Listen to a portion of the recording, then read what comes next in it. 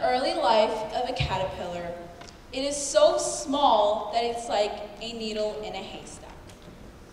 As it's mindlessly munching on the heaps of green leaves around it, it cluelessly is preparing for what it's about to go through in life. This is known as stage 2, the feeding stage. Back in December 2019, I was living my life in a spacious apartment that I've lived in ever since I could remember. I was familiar with the environment and could tell you where to go for the nearest market, where the best restaurant was, or where to go when you needed some peace and quiet. Trust me, some peace and quiet comes in handy when you're living in a loud Mexican household. Similar to the caterpillar, I didn't have a clue on where the next stage of my life was going to take me. Not until that day. There was a knock at the door. An old, frail man stood right in front of me. It was the landlord. My mom, being an immigrant to the United States, didn't speak much English. So I put on my big girl pants and had my ears open, ready to translate the next words that would be coming straight from his mouth. What he had to say made him uncomfortable, especially since he was breaking the news to a little kid. "Excuse me, miss, but you and your family have 2 months to get all of your stuff out of here. I am now placing the apartment for sale." As a child, I was clueless as to what this meant. I mean, oh well, so what if we have to move? I've been wanting to move into a bigger apartment since the day I couldn't have my Barbie dream house. Cheerfully, I carried on the message to my mom and began to wonder what my new place would look like. The next few weeks were the following. Get up, buy storage boxes, pack our stuff into the boxes, carry the heavy boxes downstairs, load them into the truck, and repeat. Whew! Like ants, we quickly scurried everything into the storage unit, piling everything until it looked like anthills. I mean, sure, it was torture, but I would tell myself that it would all be worth it. So, I proceeded on with my routine, heading off to school, fighting to keep my 4.0 alive. At last, it was January 30th, which marked the final movie day. How would my new room look like? Better yet, how big would my backyard be? The emotions came rushing in, and I couldn't wait any longer to see what my brand new place would look like.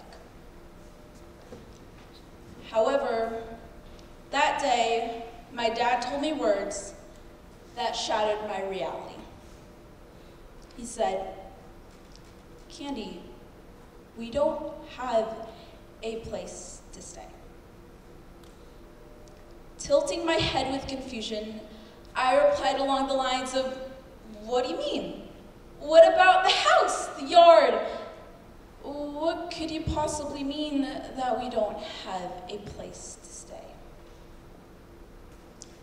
He told me that he'd been continuously searching for an apartment, yet he couldn't find a single one. Not a single one that we could afford, at least. That's when the tears began rolling down my sweet, innocent face. We closed the dense metal storage unit, and that was the start of it all. No clothes, no furniture, and no house. We were now homeless. The first night, we stayed crammed in a red 1997 Chrysler car parked into the streets. Crammed in that car was my disabled brother, my older sister, my parents, cat, dog, and I. From a hungry caterpillar munching on the heaps of green leaves, I was now one, left with nothing else to feed. We jumped into a motel room when my older sister was caught crying by her teacher, Miss Julie. Miss Julie provided support and offered to take care of our cat and our dog. Along with that, she so kindly booked a motel room. In a 206 feet room, we were now staying at a motel, which I know now as the Big A Motel. We stayed there with all our hopes and dreams crushed, jumping from place to place like crickets. You know, when I imagined myself staying at a hotel, I thought I would be on the seaside of the beach, eyeing the glamorous view, enjoying the delicacy of room service, and feeling the cool breeze. But this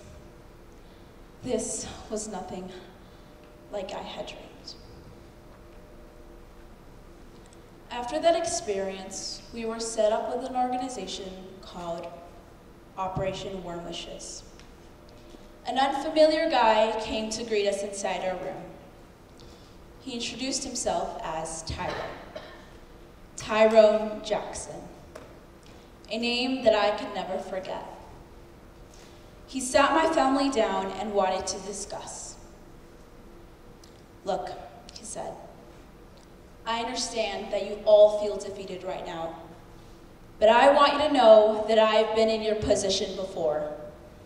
I know how it feels to come home with no lights and no running water.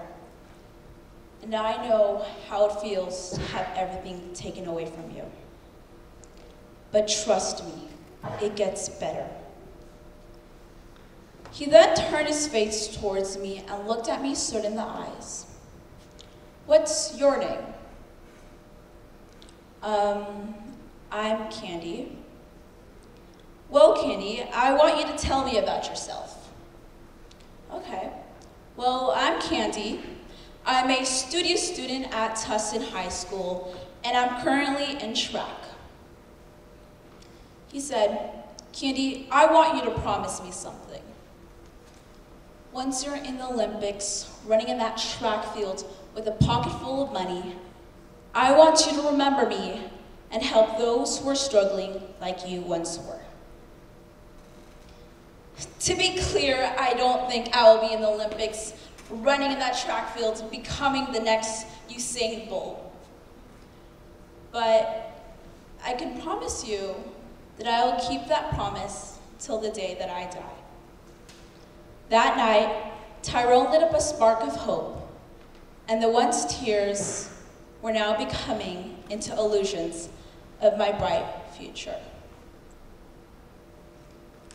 On February 4th, we got news that we were accepted to stay at a homeless shelter called the Mercy House.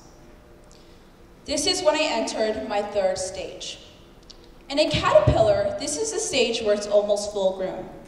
It stops eating and becomes a pupa, also known as the chrysalis. I didn't want to interact with anyone, and my appetite, along with my smile, slowly disappeared. Right before class would begin, I would head into the bathroom and start bawling my eyes out, looking at myself in the mirror and asking, "Why me? Why me?" Just then, I would wipe my tears and proceed into my English class, bearing my face with text and textbooks. I know you may be asking yourself, why didn't you tell anyone? Why were you so silent for so long? And if I'm being honest, it was because I was embarrassed. I found it embarrassing that I didn't have the necessities that everyone else at school had. I found it embarrassing, but also unfair that while everyone was stuck at their nice, cozy, warm house, I was stuck at this cold homeless shelter, stripped from everything I once had. I wrapped myself into this dark cocoon, trying to isolate myself from the outside world. However, as I got accustomed to the shelter, I began to make some friends. They weren't exactly my age, but that didn't stop me. I met this little girl named Titi and a mischievous little boy named Xander, and the funny security guard who would sometimes catch us late at night messing around when we were really supposed to be sleeping. Suddenly, the homeless shelter began to feel like a huge sleepover with my friends. And suddenly, the homeless shelter began to feel like home. On March 7th, something unexpected happened. Something that I couldn't have predicted or believed would ever happen. My dad told us to hop in the car. We drove around, cluelessly looking out of the window.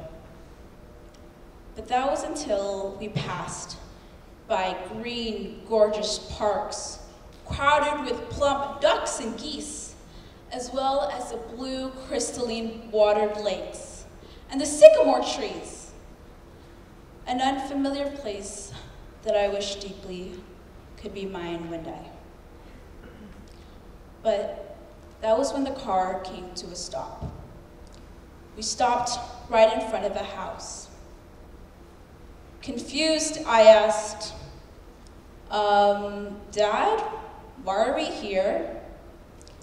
My dad taking a second and finally yelling, "Welcome to your new house!" Wrapped inside my cocoon, I couldn't fathom the emotions, nor possibly believe that we had a house. But it was true. The house staring right in front of me was my house. Located in Irvine, near Irvine High School, I was now living in a spacious house with a big backyard. Suddenly, tears began rolling down my sweet, innocent face. Happy tears. We opened the storage unit, and that was the start of it all. Clothes, furniture, and a house. We packed our things from the homeless shelter, which was a bittersweet moment. Again, I was put in a position where I had to leave my past behind. Trying to hide my tears, I wished everyone good luck and thanked them for the amazing memories. I took one last look at the homeless shelter. The place that I once deeply hated was now going to become a place that I was going to miss. Now comes the fourth stage.